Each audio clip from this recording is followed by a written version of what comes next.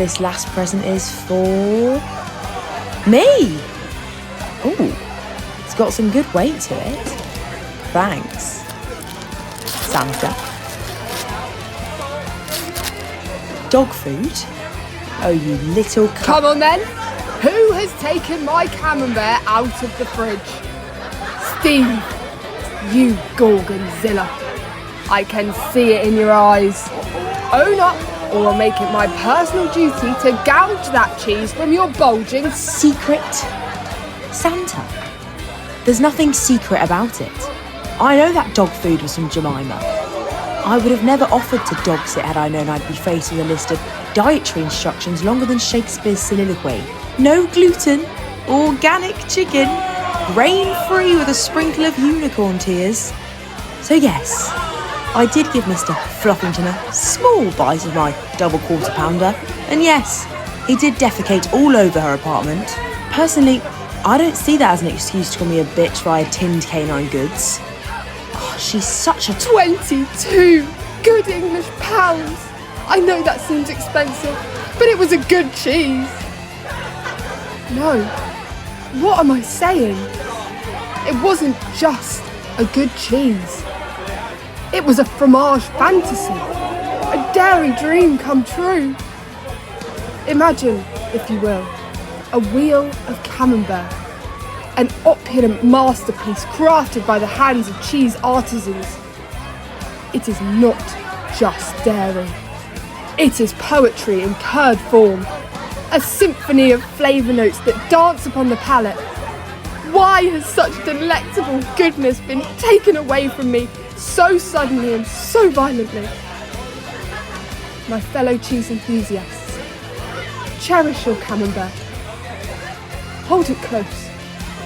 And for the love of dairy, don't let Steve get his grubby mitts. Oh, hi, Jemima. I didn't know you were coming. Yes, this is my new place. Sorry, I thought you just called it grubby for a second there. Did. Right. And small. Right. Well, Jemima, thank you so much for the dog food. I noticed it's not organic or grain-free, actually. That's a surprise. Maybe we should catch up sometime. At your place, perhaps. We can tuck into that pedigree T-bone steak-flavoured dog meat you got me. But this time it won't be your pooch taking a dump on your sofa. It will be me taking a fat, wet It rolled off the table and onto the floor. And then my poor camembert rolled right out the door. It rolled in the garden and under a bush. And then my poor camembert was nothing but mush. Merry fucking Christmas. We're not doing that again. Steve can host next year. Cheese burglar. Why do people feel the need to go completely feral at this time of year? I knew we shouldn't have bought mulled wine. What does it say on the bottle? The elixir that turns polite gatherings into festive debauchery. The label reads, best served warm. Consume responsibly. Or not. Because who needs responsibility when there's mould magic in every sip? Whoa, Sainsbury's. You really need to check up on your marketing team. Is that my dressing gown? Oh my God. There's cheese mashed into it. My camembert! Oh, how I've missed you. Our flat looks like it's survived a hurricane. I believe they call it post-apocalyptic chic. Have you seen the kitchen? There's cranberry sauce on the ceiling. Yeah. Dani, I don't think that's cranberry sauce. What else could it be? It looks like cranberry sauce to me. Well, the thing is, you know my mate Becky? Boozy Becky? Yes, her. And I'm not accusing anyone of anything. This is all alleged. It could be anyone, really. However, How many people did you actually see drinking mulled wine tonight? Well, Michael did. Well, and Keris. No. Michael was drinking red wine. I saw the bottle. And Keris has been sober since she got so drunk she stripped, climbed to the top of Covent Garden Christmas tree and pretended to be an angel shouting, "Oops, I forgot my wings!" Right. So why can I see about 5 empty bottles of mulled wine in this one room alone? I'd like to reiterate that this is all alleged, and I'm not pointing fingers or anything, but someone may have taken Sainsbury's marketing ploy of irresponsible drinking a bit too far while ignoring the other instructions that it is best served warm, and drunk all 10 bottles of said drink cold within 2 hours of arriving. And then said someone may have allegedly chunned all over our ceiling. On the ceiling? How did it get up? Projectile. Allegedly. Oh, for fuck's sake. And? Allegedly. Allegedly what? The bathroom is worse. Oh my God, I'm going to kill her. If 10 bottles of mulled wine couldn't, I reckon you're going to have a pretty hard time trying. 10 bottles? In 2 hours? That's a lot even for Becky. How did she get home? By means of sledge. Huh? Someone dumped a sledge near the bins a few days ago. So I wiped it down, tied it to the back of Zach's Kia, guided Becky to her carriage, and off they went. The first corner was a bit dodgy, mind you, but Zach said she survived. You know, for someone who spent most of the night crying about cheese, you were seemingly very busy. Well, I'm glad she survived. After all, a dead woman can't pay for a bathroom to be redecorated. Any reason she couldn't have sat inside the car? 2 reasons, actually. A, because Zach was afraid of Chungate Round 2. And B, more festive, innit? Off Becky went, like Santa and his reindeer. On Dasher, on Dancer, on... Well, you get the gist. No, come on, keep going. Name the rest.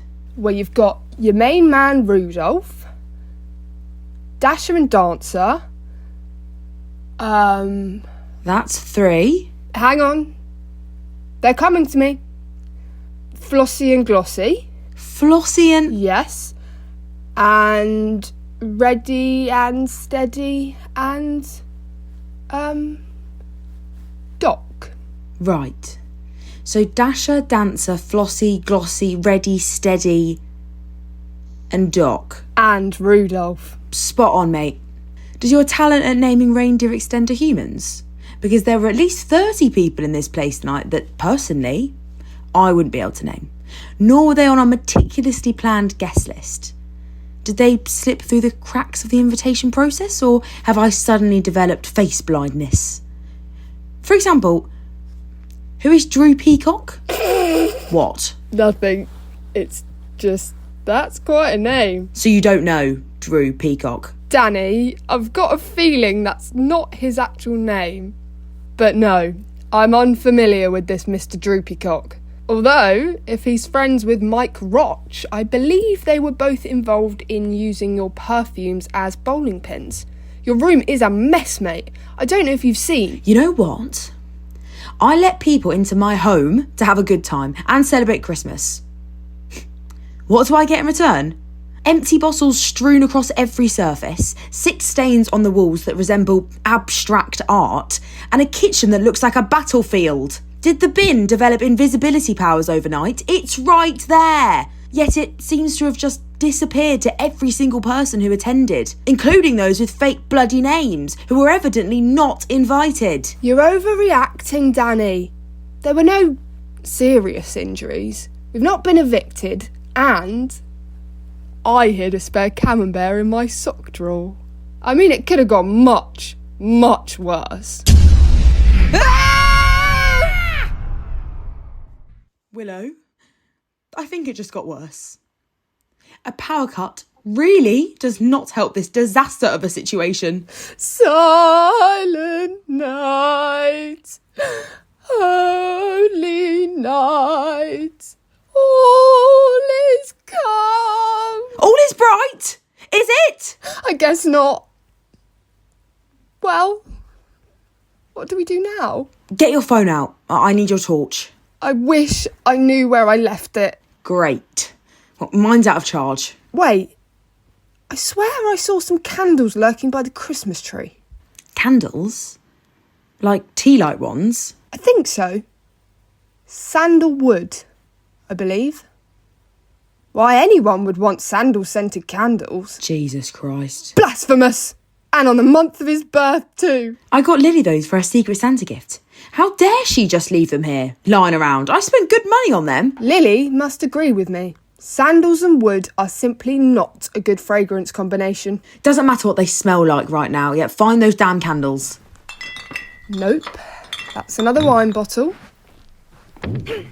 Nope. That's you. Nope. That's...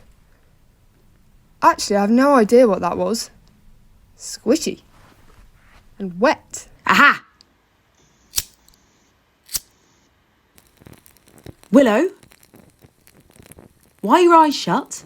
I'm using my other senses to guide me. Trust me, everything sounds so much sharper now. Willow, we have light. Oh, Help me light these. It's not Christmas without a bit of candle light, is it? I think we've unintentionally upgraded our decorations. It's like our very own winter wonderland in here. We should have a blackout every year. No thanks.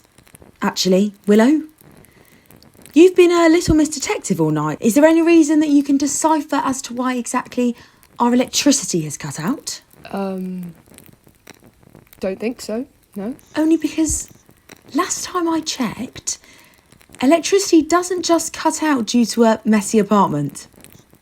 You did pay the bill, didn't you? I can't really remember. I'd have to check. You didn't, did you? Oh, Wills. I know, I'm sorry. Thing is, I had the money. I was ready to pay. Then I realised I'd forgotten to buy a present for Grandma Rose, and my mum's present wasn't going to arrive in time, so I had to pay extra for quicker delivery. And then I needed to buy a train ticket to get back home.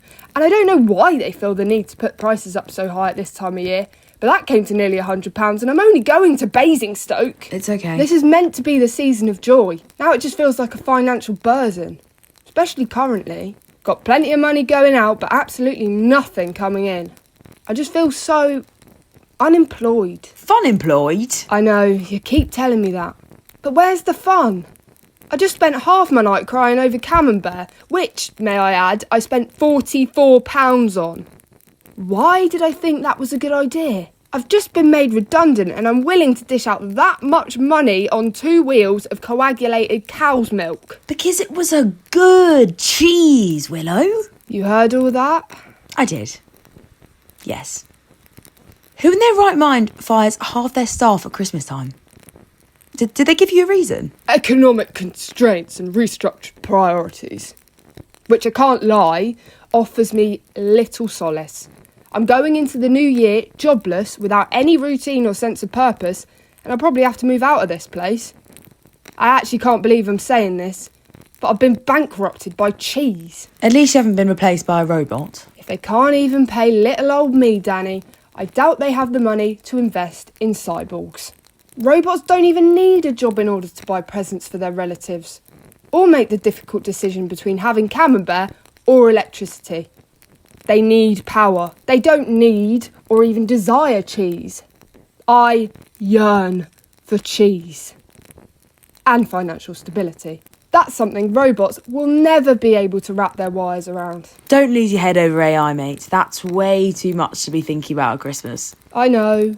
I just think sometimes the pressure to make ends meet feels even more intense during the holidays. It's like society expects everyone to be celebrating and happy, but in reality it's all so overwhelming. Tell me about it. Jingle balls.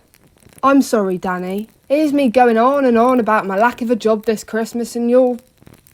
Lacking a dad this Christmas. Don't worry, you can mention it. And it's not the Trauma Olympics, Willow. You can talk about your stuff too. I know, but I've already messed up with not paying the bills. I feel like I've got to tread carefully. How are you doing, by the way? Don't think I've checked in for a while. I'm alright. Some moments are harder than others. I do think I've been actively avoiding going home for a long time now. So the family Christmas get-together will be a joy and a delight. What's wrong with home? It's just so, sad. Mum barely talks nowadays and his photos are all over the walls. You can see him getting sicker and sicker in each one. But it feels like he should still be there. Like at any moment he'll just walk through the door, complain about our shoes not being on the rack, and then sink into his armchair in the living room. Probably to watch some rubbish like Loose Women or GB News. What a man. It feels like nothing's changed but everything's different. Does that make sense? Perfect sense.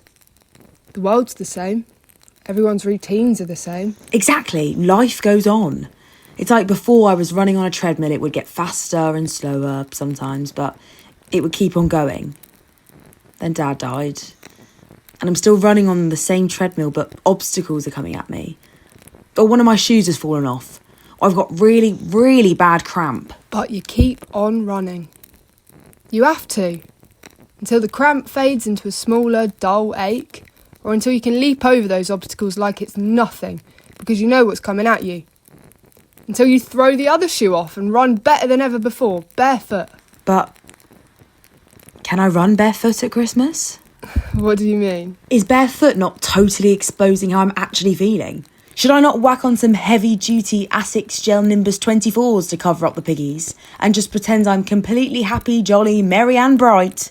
You know, it's okay to expose the piggies sometimes. But what if having my piggies exposed will pressure other people into exposing their piggies when they're not fully ready for that much pig action?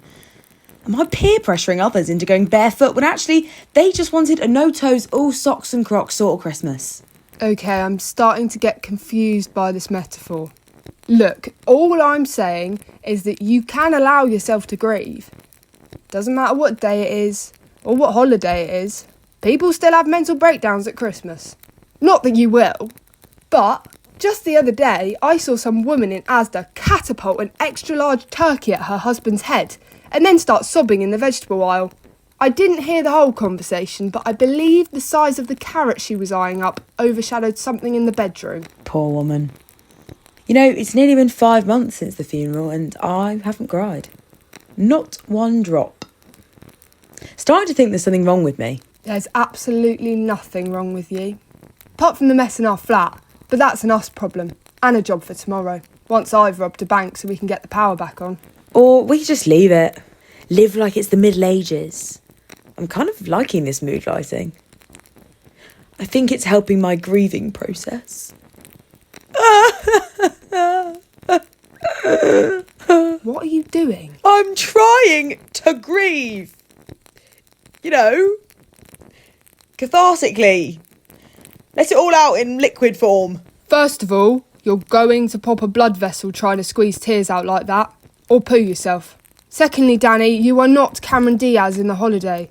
And we all know what happens at the end of that movie. Yeah, she has a foursome with Jack Black, Jude Law and Kate Winslet. I always forget how hammered you were watching that film. You do know Jude Law and Kate Winslet play siblings in it, so I highly doubt... Ew. It's even worse than I thought. No, Dani. She finally cries. I mean, it's very pretty crying. Not like normal people, ugly, snotty nose crying, but she does cry. What makes her cry? Jude Law. Well, that doesn't help me then, does it?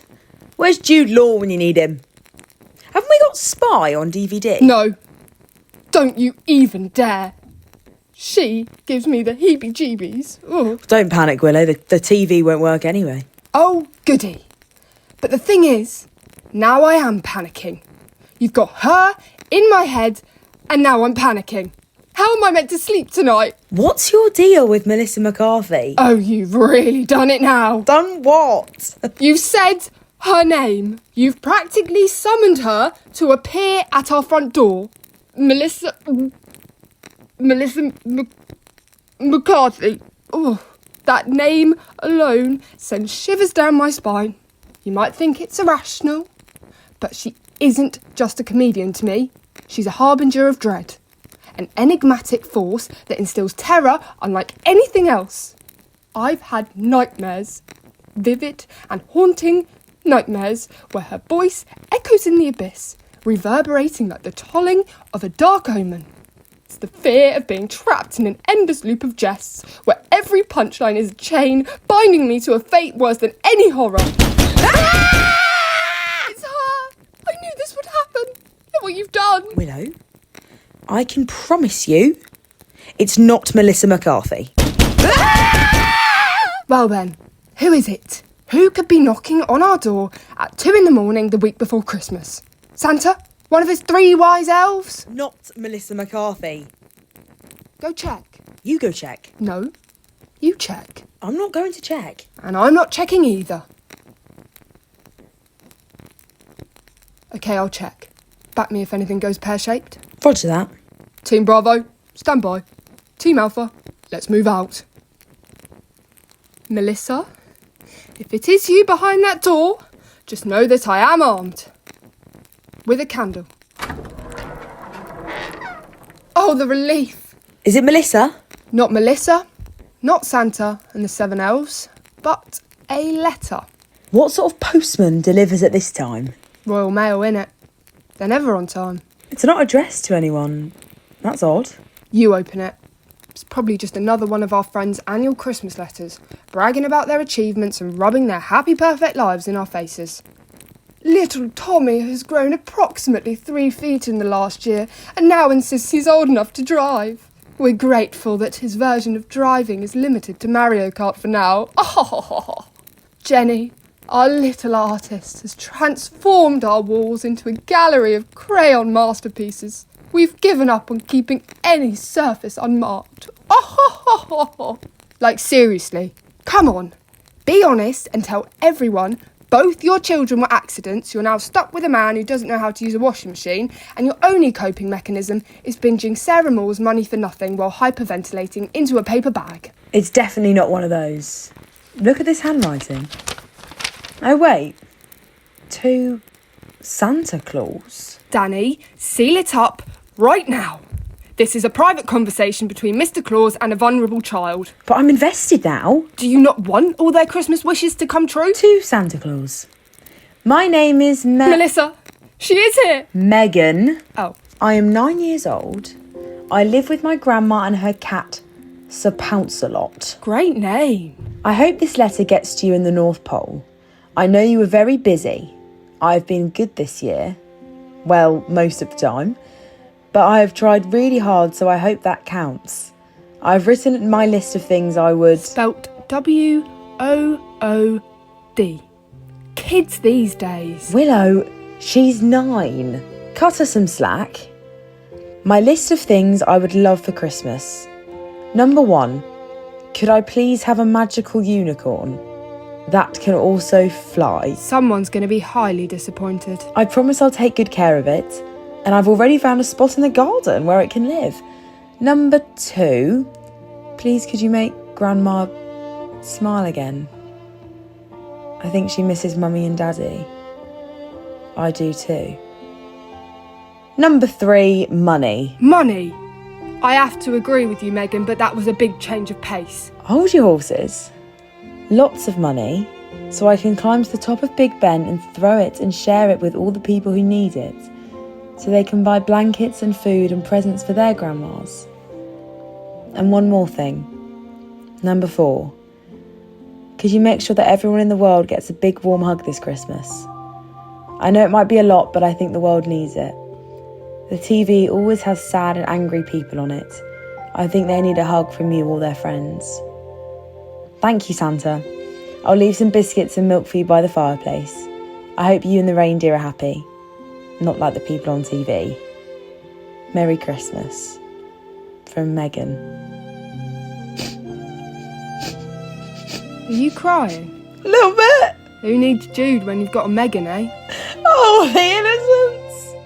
I'm just going to do something, and I don't want you to freak out, but I think it would help Santa, Megan and you out.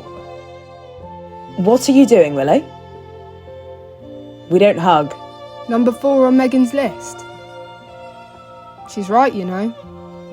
The world really does need a big, warm hug this year.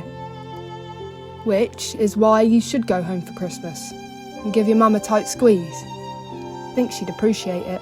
And you should squeeze that robot that stole your job. Or the train driver when I arrive in Basingstoke. Or Steve when I next see him. Think I upset him by calling him a Gorgonzilla earlier. Or even Melissa McCarthy if I ever see her. That would be a Christmas miracle. Here, Danny, take this. Might as well finish off the last of the mulled wine. Well, I want to raise a toast. Ladies and gentlemen, Willow, let's raise our glasses to cherished traditions and new beginnings. Hear, hear. To the joy of spreading love and the happiness of receiving love. Hear, hear. And to the warmth of friendship that makes every moment special. Cheers! Cheers! Merry Christmas, Danny. Merry Christmas, Willow. What was that? Danny? I think there's something in the cupboard. Hello? Who's there? Megan? Melissa? Jude? Can one of you let me out, please? I did not take your camembert, Willow. I'm lactose intolerant. I'm also very, very claustrophobic. Please, will you just let me out? Oh! Steve! I forgot I locked him in there.